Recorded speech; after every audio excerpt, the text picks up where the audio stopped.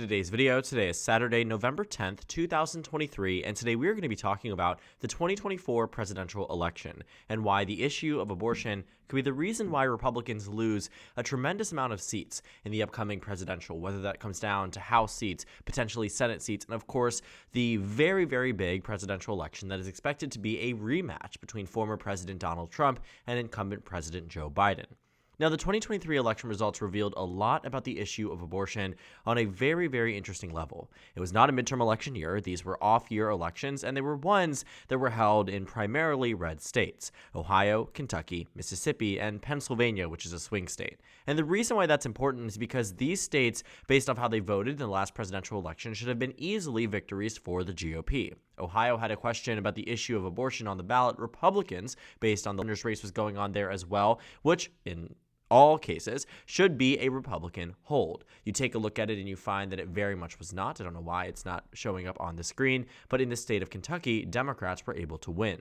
In Mississippi, abortion was less of an issue in this race, but still, the Democratic governor here was able to walk this fine line, being a pro-life Democrat, and was able to resonate with voters in a way that we hadn't really seen Democrats tackle in this red state. The reason why that is important as well is because it shows when Democrats are able to compromise on that issue, coupled with an unpopular Republican, i.e. somebody like Donald Trump, not necessarily saying Mississippi could get competitive on the presidential level, but it shows that Democrats know how to walk this line. They don't have to take on this nationalistic approach versus Republicans, which have a very big issue with taking different sides of this. It's also a lot with perception. Now, I want to go into that point a little bit more when we talk about the state of Mississippi very, very briefly, because there was a particular case in 2022 that I think Republicans also tried to do what Democrats have done here unsuccessfully, but we'll get to that later on. But a very, very big determining factor here was also in the state of Virginia, where Republicans were able to win back control of the state legislature, specifically the House of Delegates back in 2021. They flipped it from the Democrats alongside their victory with Governor Glenn Youngkin winning there, the lieutenant governor's race and attorney general's race also going to the GOP back in 21, and 2023 was supposed to be a resurrection for the GOP. Democrats had maintained control of the state Senate, but Republicans were really vying to win there, and yet abortion became a mainstream issue. So looking at 2023, I think we're also coupled in the fact that the last midterm elections didn't exactly go so well for the Republican Party. Republicans were leading in the generic ballot for the first time since 2016. The projections here were that Republicans were going to pick up upwards of 40 to 50 seats by some Republican pundits. Kevin McCarthy himself going out there saying that Republicans are on track to pick up 50 to 60 seats. So when you have that in the back of the minds of many Republicans, and the polls are moving about 8 points to the right of the nation from where they were back in 2020, the idea is that Republicans would have a landslide. And yet the issue of abortion became a mainstream one following the leak and then eventual ruling of Dobbs v. Jackson, a Supreme Court decision that restricted abortion access across the United States and overturned Roe versus Wade. Now, 61% of Americans believe that overturning Roe v. Wade was, quote, a bad thing. The overwhelming majority of Americans believe that abortion should be legal in all or most cases. And 2022 was the first real time we saw voters reject the Republican Party's ideology on the issue of abortion. Yes, there were issues here that came up with Donald Trump's nomination process, who he was putting forth to the forefront of these ballots. And so the takeaway from this election was a little bit less was a little bit less focused around abortion and coupled in with the fact of Donald Trump's endorsements and the lackluster candidates that he decided to choose. But in 2023, this has been a lot about the issue of abortion. Very obviously, in the state of Ohio, where issue 1 was voted on, establishing a constitutional right to abortion. Again, a Trump state. Donald Trump won here by 8 points in both 2016 and yet the overwhelming majority of this red state, Ohio, 57% of the electorate here voted to establish a constitutional right to abortion. Now, less important, but still something that voters did care about, the issue of legalized marijuana in this state. In 2014, voted against legalizing marijuana. Fast forward to 2023, legalize it by a larger margin than they legalized the issue of abortion. Now, the reason why I find this particularly interesting is that Ohio is a state where Republicans were really, really hoping they would pull a very strong victory here. Now, on the baseline, a lot of states are pro-abortion, are pro-choice, do believe that a woman has a right to choose what she does with her body, and that is Pretty standard. But they funneled in so much money into this race, funneled so much time and effort into it that it looks like it could actually be competitive by some metrics. Now, the polls had always indicated that the, issue was always going to pass. Yes was always going to be higher than no. But for a while, it did look like Republicans were going to try to use similar messaging to what landed them victories with J.D. Vance in the Senate race or Donald Trump in the presidential. But it didn't end up working out. And I think that's because when you localize this issue, you take this issue in particular and you look at it on a statewide level, voters don't agree with the GOP. It isn't just the nationwide numbers, it's red states, blue states, and everything in between. We also saw it happen in 22 when Kansas rejected a motion to get rid of the issue of abortion, where some very solid red states did the same as well. Even a very solid red state, the state of West Virginia in 2018, barely passed a motion to ban abortion in the state or allow the state constitution to ban it in the event that Roe v. Wade was overturned by roughly 4 points. Keep in mind that's a state that Donald Trump won by over 40%.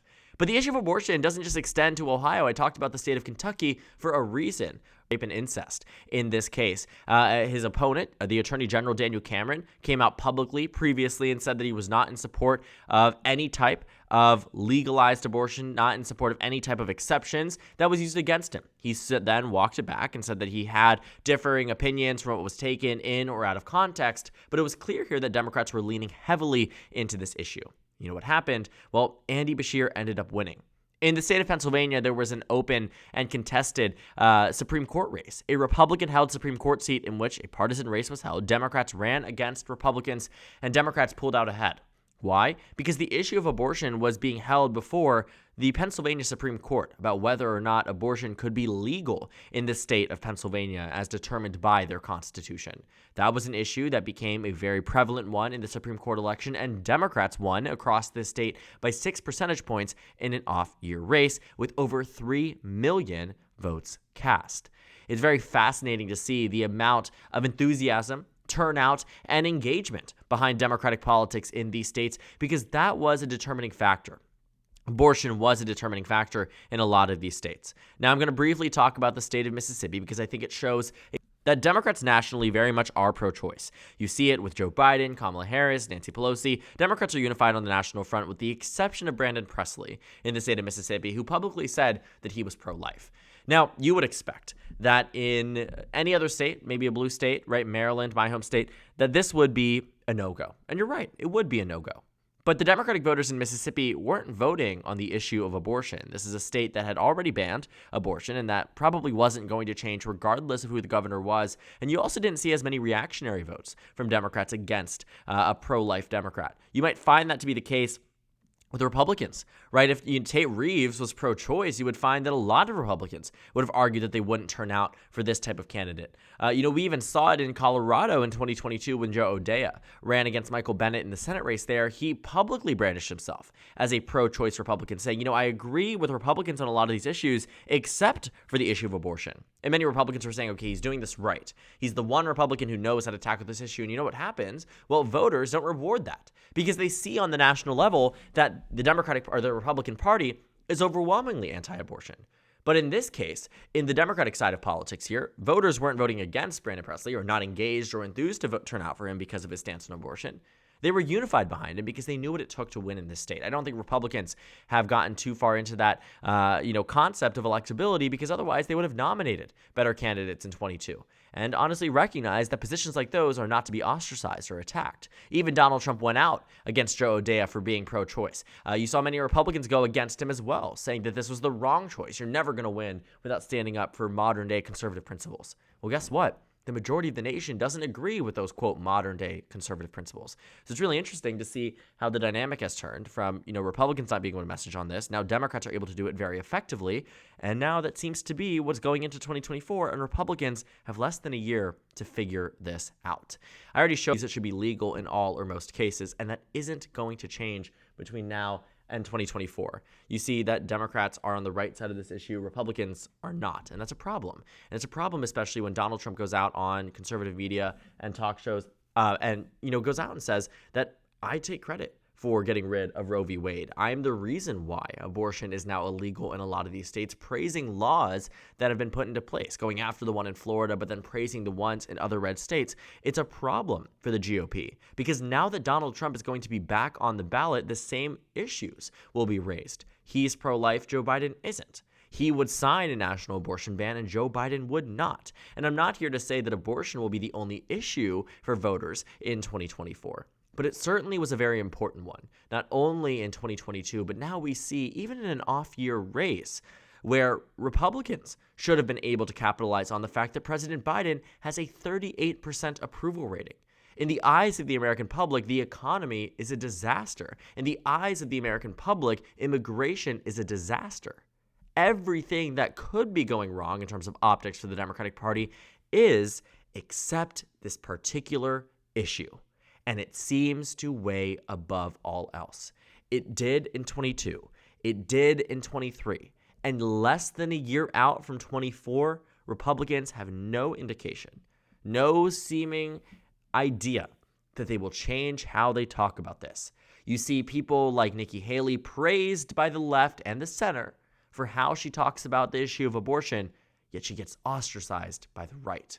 Nobody like that is going to make it through a primary, which is exactly why Democrats are in a much better position going up against someone like Donald Trump, who takes credit for being able to, quote, kill Roe versus Wade, taking credit for state abortion bans.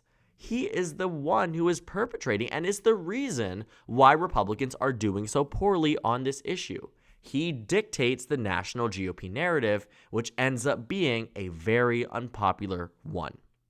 It's very interesting because after 22 said abortion had changed the political landscape. That was right. Now after 23, we see that this has only continued. And I think the Republican Party should be, quite frankly, worried about where they are in 24 because voters are not going to reward candidates just as they, that are pro-life, just as they did not in 2023, just as they did not in 2022.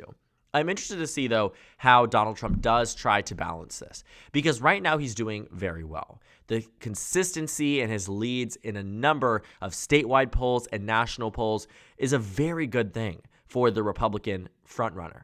Donald Trump, as of right now, is at the highest chance of winning his election that I have seen in the past 3 years. But that doesn't mean it's a done deal. We've also seen this to be the case that polls don't exactly underestimate Republicans anymore. In 22 and in many cases in 23, they overestimated Republicans. The generic ballot in Virginia said that it was tied. In some cases, Republicans were going to win. Now, the average of the polls were correct in the state of Kentucky, but undervalued the amount the Democrats were going to win by. On average, roughly 2 to 3 points. You can also see that in 22. Pennsylvania was supposed to go red. Arizona was supposed to go red.